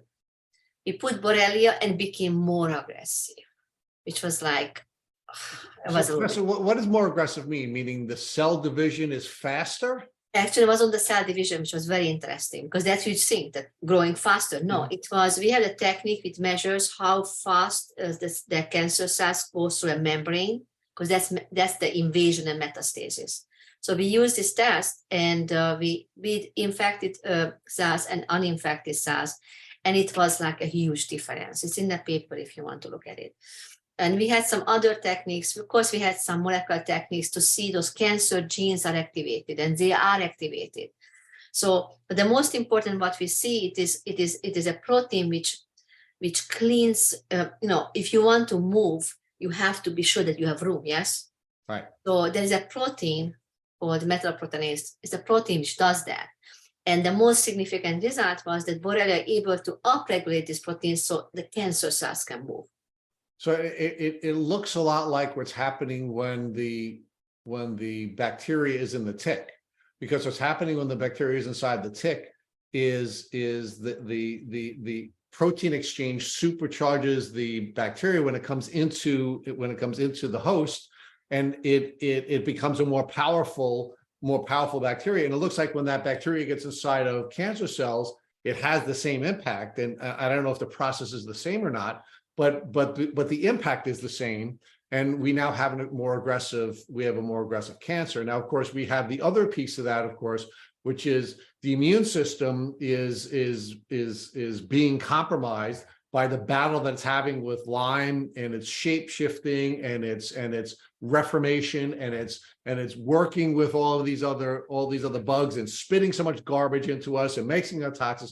So it's sort of like the worst of both worlds, where it's supercharging the cancer cells, and then it's having an impact on the capacity of the immune system to manage the cancer cells in the first place. This is obviously we would love to see what exactly this process. So right now, 2 paper is final revisions. What we did, we infected these cancer cells, and we did something called RNA sequencing. So practically, what we did, we sequenced everything what is expressed in the cells. And the results are super interesting. Like chemo-resistant genes are showed up, genes for, of course, inflammatory markers showed up. Right now, too much information, actually. This is our problem. So 2 papers are going out the next month to looking for these different markers to better understand what's happening here. And you mentioned this, Matt, the tissue paper, the cancer tissue paper. We spent the last couple of weeks going to this fancy Yale microscope center. They have amazing microscope there, and to be able to visualize what exactly happening inside the cancer cells, especially those we found positive for Borrelia. So it will be a ton of amazing images gonna come out. Probably, like, we finishing the semester right now at UNH. So probably I'm going to spend the summer to write up this paper. So it will be hopefully published very soon. Well, that's really exciting. That is really exciting. Yeah, one of the things, Professor, that I found very interesting that you had quoted, and I wrote this down, is that you believe breast cancer is a combination of genetics and environmental factors. And that's the second time we've heard this in relation to Lyme and other things, right? So in the autoimmune world, we have genetics, and then we have environmental factors. And environmental factors can be the bacterial infection itself, Lyme disease. It can be things like mold toxicity. It can be things like heavy metal toxicity. But when you have genetics that are predisposed to certain conditions, whether it be cancer or autoimmune, and then you have Lyme, it's almost like dogpiling again, where the bacterial infection is supercharging the gene to say, I'm going to express you this way, and you're going to get really sick from cancer, and you're going to get really sick from all these autoimmune diseases, right? And together, it's just sort of dogpiling on your body. So it's so multifaceted. And the way Rich said it was, I think, that 3D chess game that you have to play. And it sounds like I never thought about it. Cancer is the same way, where it's just genetics and environment, where environment can be an infection of Lyme or a wide variety of other tick-borne illnesses, right? Absolutely, absolutely. I teach genomics, so I will teach, or genome is 99.9% is identical, but those 0.01% what makes us unique. And unfortunately, when I say unique, is too sensitive to certain conditions. Okay, so I know we talked about it. Some people get tick bite and they're fine, and some people just cannot recover from it.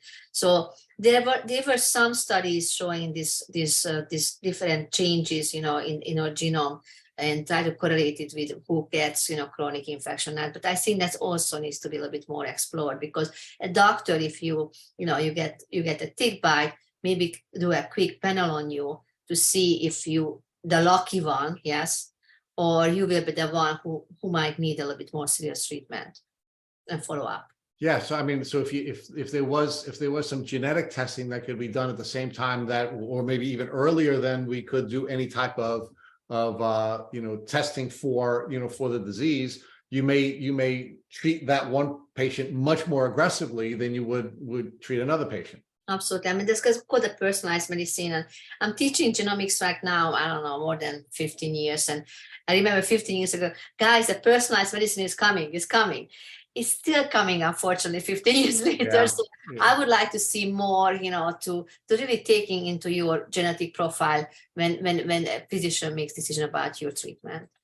Well, you're teasing me right now, and we promised you we wouldn't keep you on for more than 2 hours, but I would love to have you come back so we can have that conversation about genetics and epigenetics and the adaptivity of the, of humans. That I would love to do that, but I'm not going to take you there tonight. As much as that would be an additional birthday present that you could give me. And it's not my birthday yet, so maybe we'll have to have you come back in June. No, we have to find your birthday. Yeah, we can have that genetic and epigenetic conversation, because that is something we've been spending a lot of time, Matt and I, thinking about and talking about.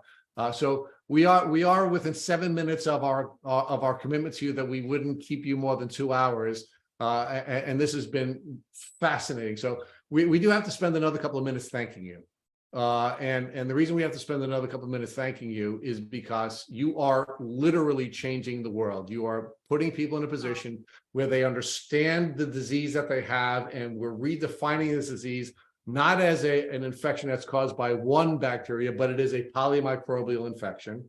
You have changed the world because you're showing why this is a chronic disease and what the persister basis is. And you're putting us in a position where we're getting closer to understanding this disease, so that we can start to come up with solutions, not just individualized solutions, which of course is the dream, but at least some general solutions for people who are in the general population. And we absolutely love you for all the work that you're doing and all the help that you're giving. And people like Matt would not be in the position they were in if it weren't for you. So we can't end this podcast without gushing over how much we value you and the work that you're doing. And if you weren't a black sheep and you weren't a tinkerer, and by the way, if you had money in the beginning, remember, you came out and you had no money. So you had to be creative and resourceful. And because you were creative and resourceful and had to be, you made the discoveries that no one else had. And now you've built the foundation that everybody is building on top of to get us to a point where we can understand this disease and start to treat it. So we just can't thank you enough for everything you've done. Yeah, I just want to add to that, because on behalf of the entire chronic Lyme community, I mean, look, in several years ago, the estimate suggested we were over 2 million in the United States alone, chronic Lyme patients. And in the world, we know that number is probably larger. So there are millions of us that are looking to improve our health and struggling because there aren't regular doctors who can help us. And it's research like yours, Professor, who are allowing us to get our lives back. The health I've been able to attain because of your work has been miraculous. And again, I wouldn't be where I am if it weren't for you. And many people who have reached remission and have gotten their health back wouldn't be where they are if it weren't for you. So I just want you to know how many lives you've saved. We're talking millions and millions of people that you've either saved or are going to save through your research. So I am just filled with hope and joy We knew this was going to be a brilliant episode. It was far better than I thought. And I'm getting emotional, but we need more people like you. And thank you so much, Professor. Thank you for your kind words. And again, as I mentioned, I'm training those students, and I try to, spread this knowledge as fast as I can, not just through publication or presentation or even podcast, but that those trainees who understand chronic diseases. Maybe they're not going to work in Lyme disease. Maybe they work in, who knows? Maybe they work in COVID. Chronic COVID now is a big thing. Yes. So, but we have to create this kind of mindset that we don't know everything, and we have to be open-minded. Thank you for listening to your Tick Bootcamp interview with our guest, Dr. Eva Sapi. To our listeners, we have a call to action. First, if you want to learn more about Professor Eva Sapi, please visit her website page at newhaven.edu. Second, if you enjoyed this episode of the Tick Bootcamp podcast, please share it to your friends on social media. Third, Tick Bootcamp is created to Tick by Blueprint. It has been inspired by the information been shared with us by past guests on this podcast. We urge you to visit our website at tickbootcamp.com/bite to view the blueprint. Fourth, don't forget to subscribe to this podcast on Apple Podcasts, Google Podcasts, or Spotify to get your automatic episode updates of our Tick Bootcamp podcast. Please take a minute to leave us an honest review on the podcast platform of your choice. And finally, if you'd like to search our podcast library of almost 350 episodes, subscribe to our email list, or share feedback, please visit our website at tickbootcamp.com. Thank you, as always, for listening.